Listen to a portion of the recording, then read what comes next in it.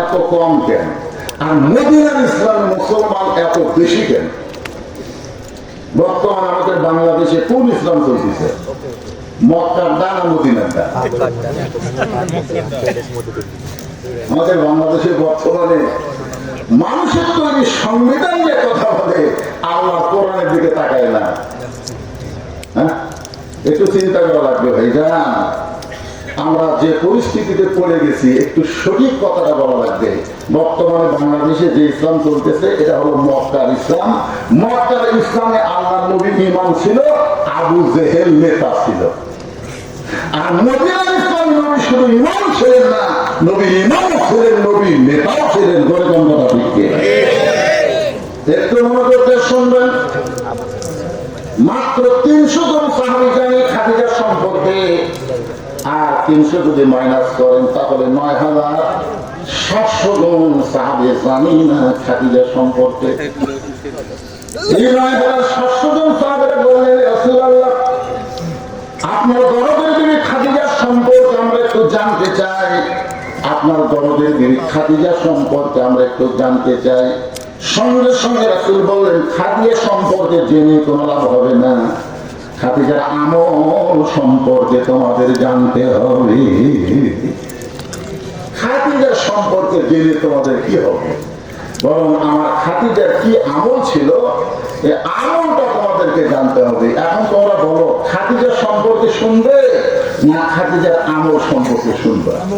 যখন আল্লাহ নবী দুনিয়া থেকে বিদায় নিল, অনেকগুলো সাহাবী আয়েশার ঘরের দরজায় এসে বললেন, আয়েশা, আল্লাহ নবী সম্পর্কে আমরা একটু আপনার কাছে শুনতে চাই।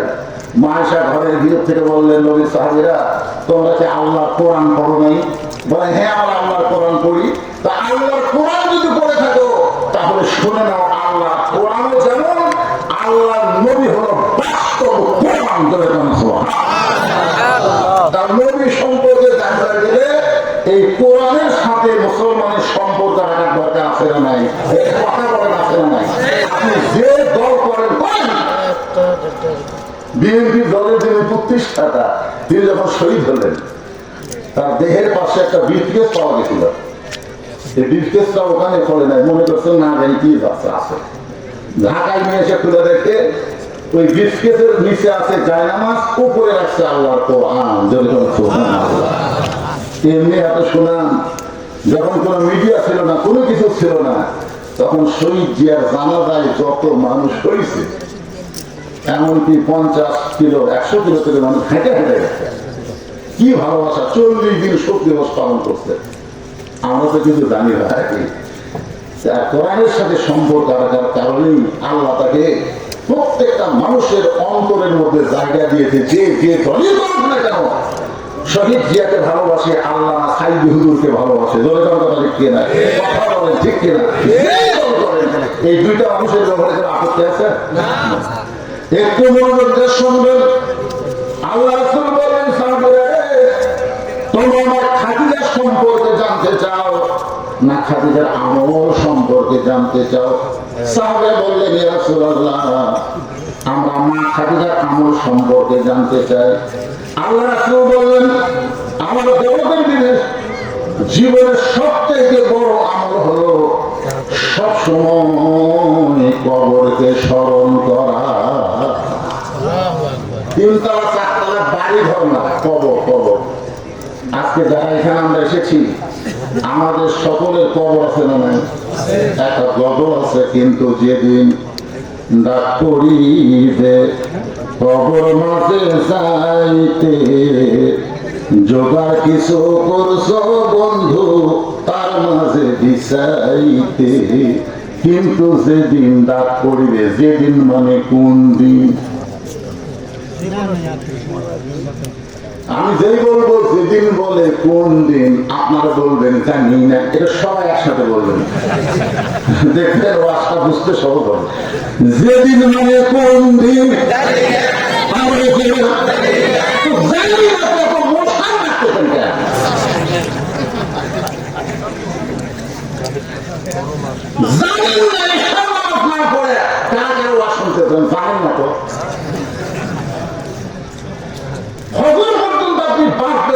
তার গ্যারান্টি দেওয়ার মতো একটা মানুষ দান করে যুবকেরা, যুবক হয়েছে তোমরা কোরআনের মাহফিল করতেছ, তোমরা আমাকে বলে হুজুর আপনি নামাজ পড়বেন না, আমার ভাই তো মোসাফির হয়ে গেছি, আমি নামাজ পড়লাম, তোমরা কি করছো যুবক? যারা মাহফিল করতেছে আমি তোমাদেরকে বলতেছি, তোমরা কি এসব নামাজ করছে? তোমরা কি ভাবতেছ হুজুর বুড়ে হয়ে গেছে, হুজুর তাড়াতাড়ি মরবি, আমরা যুবক আছি, আমরা এখন মরবো না, এই ভাবনা ভাবতেন। যে কোনো সময় আমাদের মৃত্যুবরণ করা লাগবে। রাসূল বলেন খাদিজার জীবনের সবচেয়ে বড় আমল হলো সব সময় মৃত্যুকে স্মরণ করত। একদিন গভীর রাত্রে খাদিজাতুল কুবরা নবীর ডান হাতখানা বুকের মধ্যে নিয়ে ছোট বাচ্চার মতন কাঁদতেছে। আল্লাহ রাসূলের ঘুম ভেঙে গেছে। নবী বললেন খাদিজা, দুনিয়ার সবাই ঘুম পাড়তেছে আর আপনি আমার হাতটা ধরে কেন কাঁদতেছেন? খাদিজা বলে, রাসূলুল্লাহ আপনি না ঘুমান পর্যন্ত আমি কোনোদিন ঘুমাই না। সুবহানাল্লাহ, আপনি না ঘুমান পর্যন্ত আমি কোনোদিন ঘুমাই না।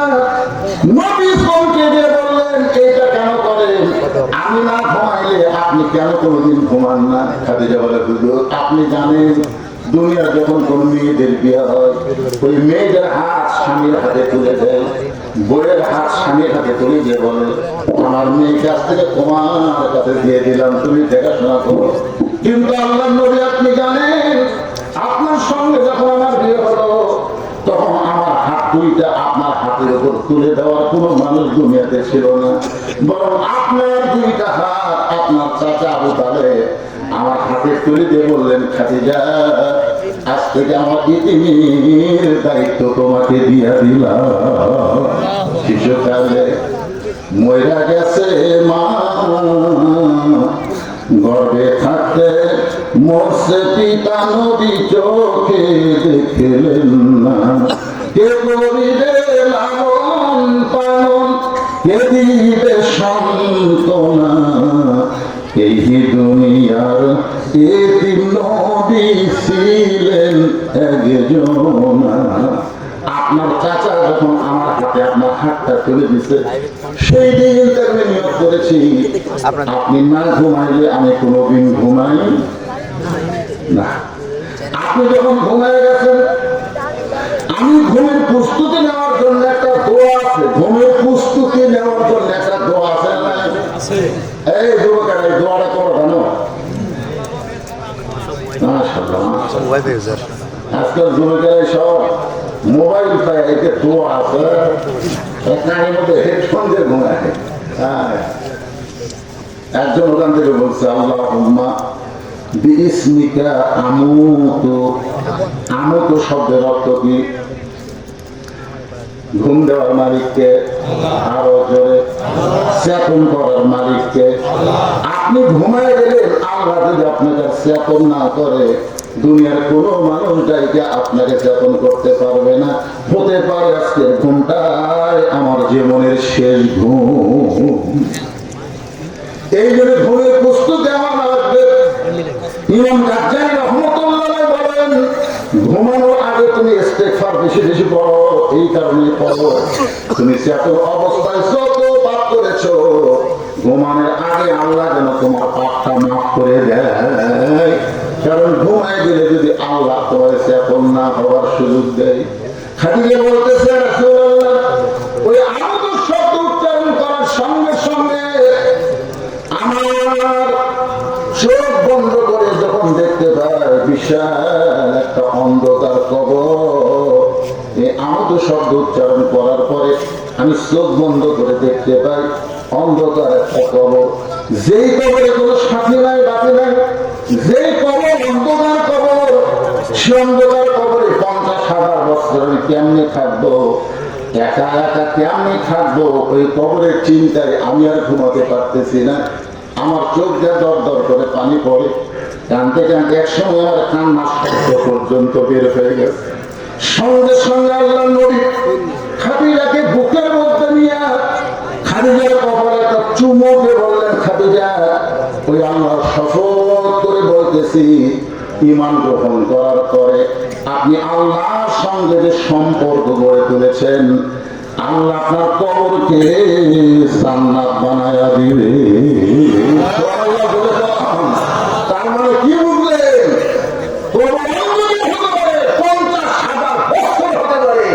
কিন্তু আমাদের জন্য কবর যদি জান্নাতের বাগান হয়ে যায় আর কোনো টেনশন আছে? 50,000কে 1 কোটি বছর থাকে। দেখেন আল্লাহ রাসূল একটা কি সুন্দর কথা বলে আমাদেরকে শান্তি দিলেন। খাদিজাকে বলতে, খাদিজা, ঈমান গ্রহণ করার পরে আপনি আল্লাহর সঙ্গে যে সম্পর্ক গড়ে তুলেছেন, আপনি দুনিয়া থেকে বিদায় নেওয়ার সাথে সাথে আপনার কবরকে আল্লাহ জান্নাত বানিয়ে দিবে। তাহলে ঈমান গ্রহণ করার পরে সম্পর্ক করতে হবে কার সাথে? আরো জোরে কম, আল্লাহর সাথে কি দিয়ে সম্পর্ক করবেন? কি দিয়ে? আমার দয়াল বাবার দরবারেতে কেউ ফিরে না খালি হাতে। কি লেখেন ভাই? তুমি কোন দিক কি লেখেন করে ভাই?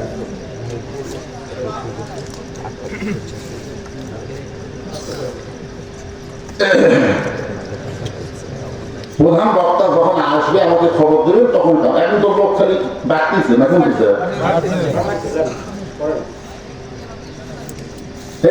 বন্ধ করে বসেন তো, পিছন দিয়ে খেলে বিছনায় দিতেছিল, ভাড়া নেওয়া ভাড়া টাকা লাগবে। আসলে ফাঁকা ফাঁকা বাড়া দেবে, লড়েন না, লড়েন না।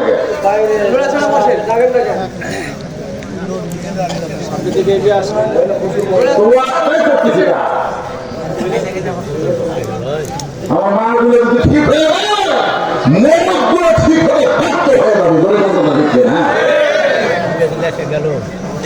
হ্যাঁ, এই জন্য একটু সামনে সামনে আগে বসে একটু জিকির করেন, লা ইলাহা ইল্লাল্লাহ, লা ইলাহা ইল্লাল্লাহ, জোরে লা ইলাহা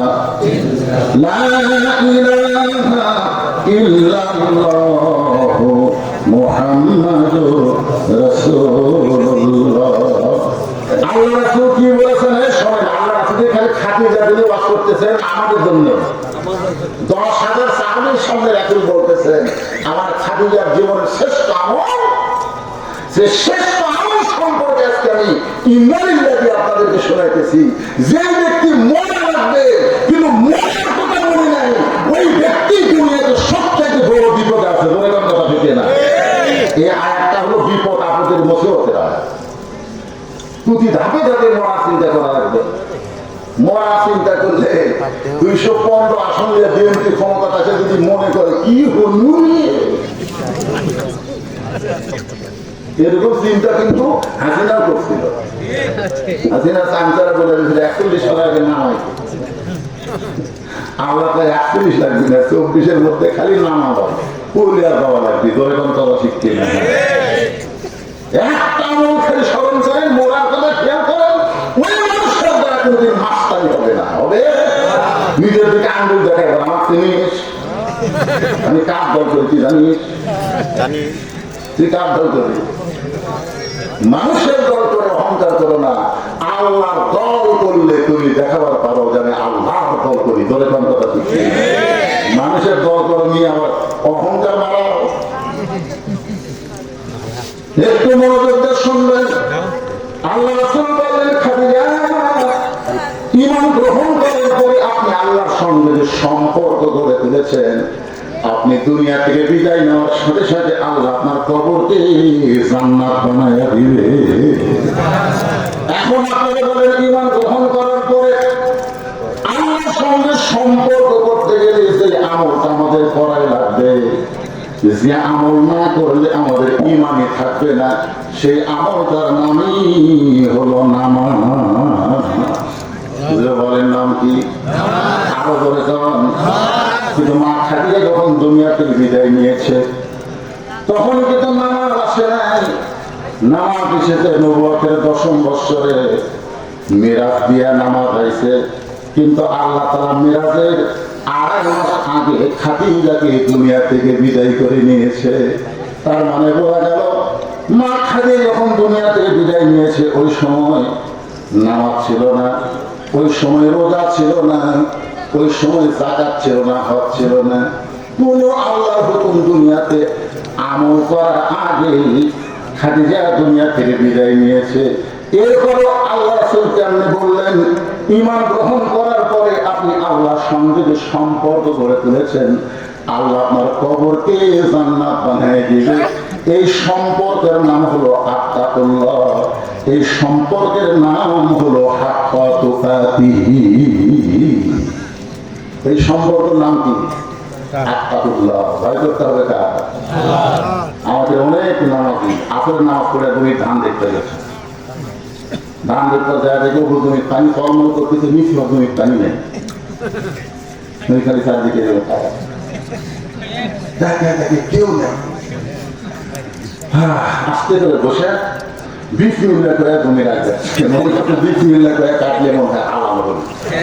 আজকে আমাদের বাংলাদেশে অনেক লোক দেখবেন বিসমিল্লাহ করে শুরু করে মানুষের তৈরি আইনের গল্প করে, ধরে সুন্দর আল্লাহ নামতে শুরু করে আল্লাহ কোরআনের কথা বলো, বিসমিল্লাহ রহমানির রহিম কাটতে শুরু করলো, ওই মনে করতে বিসমিল্লাহ করেই হাঁটা হবে।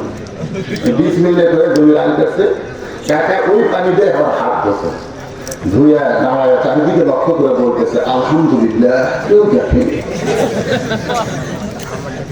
শুক্র আদায় করতেছে কার? কেউ দেখেনি। আপনারা বলেন তো, লোকটার নাম আছে কিন্তু কি নেই, কার ভয় নাই, আরো বড় বলে। তাহলে মা খাদিজা যখন দুনিয়া থেকে বিদায় নিয়েছে, ওই সময় নামাজ ছিল না, ওই সময় ছিল ভয় কার? আল্লাহ নবী বললেন, খাদিজা দুনিয়া থেকে বিদায় নেওয়ার পরে আল্লাহ আপনার কবরকে জান্নাতের বাগান বানায় দেবে। সঙ্গে সঙ্গে খাদিজা নবীর হাতটা বুকের মধ্যে নিয়ে বলে, রাসূলুল্লাহ আপনার কাছে যদি আমি কিছু চাই আপনি কি আমার দিবেন না? আল্লাহ নবী বললেন, নাউযুবিল্লাহ নাউযুবিল্লাহ নাউযুবিল্লাহ।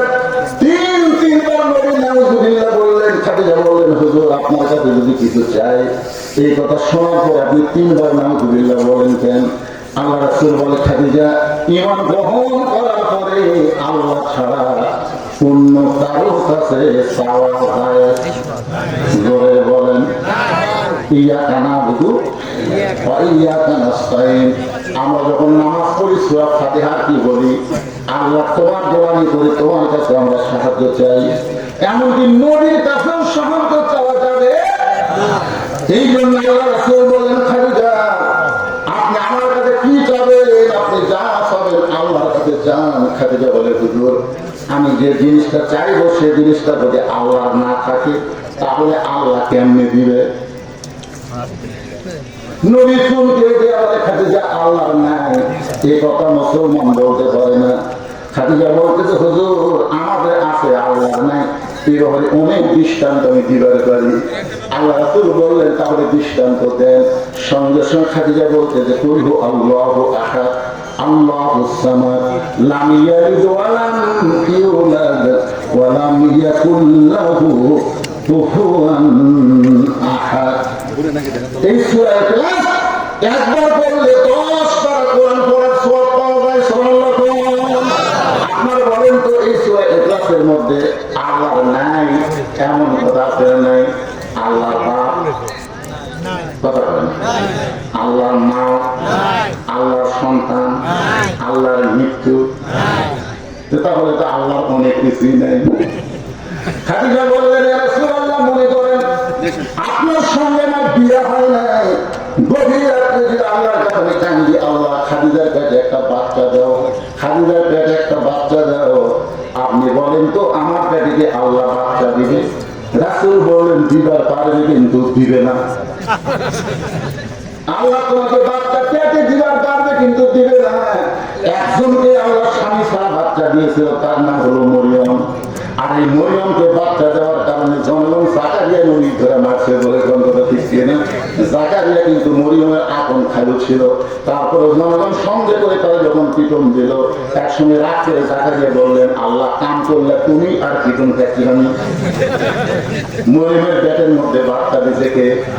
আরো জোরে বলে কে দিছে? পিটন খাইতে জাকারিয়া বলতেছে, আল্লাহ কাম করলে তুমি আর পিটন খাই আমি। আল্লাহ নবী বলেন, জাকারিয়া কিয়ামত পর্যন্ত মারুমকে তৈরি করেছে বাপ মা ছাড়া, আর ঈসারে পাঠাইলাম বাবা ছাড়া। কিয়ামত পর্যন্ত খুব